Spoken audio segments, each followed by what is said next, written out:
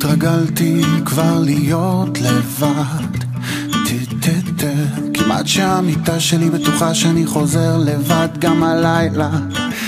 דווקא כשהתחלתי להבין שהחיים הם לא משחק ילדים, פתאום זה קרה לי. כמעט שהתרגלתי לשתות קפה לבד,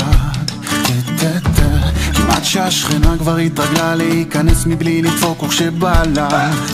דווקא כשהתחלתי להבין שנחמד לי לצאת עירום מהמקלחת, פתאום זה קרה. וכבר יותר מדי שנים חיכיתי בלעדייך, לא ידעתי מה לעשות כבר יותר מדי זמן. כבר עם כל הכאבים שרק ידעתי שהאל שמע אותי ושלח אותך אליי, אליי, עליי, עליי, עליי.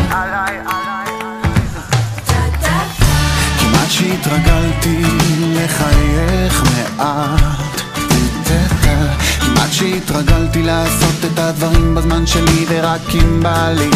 דווקא כשהתחלתי להבין שלחיות איתי זה כמו לחיות ביחד, פתאום זה קרה.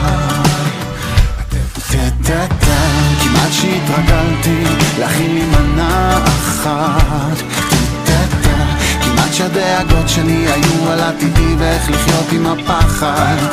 דווקא כשהתחלתי להבין שבני אדם הם לא יצור של יחד, פתאום זה קרה. וכבר יותר מדי שנים חיכיתי בלעדייך, לא ידעתי מה לעשות כבר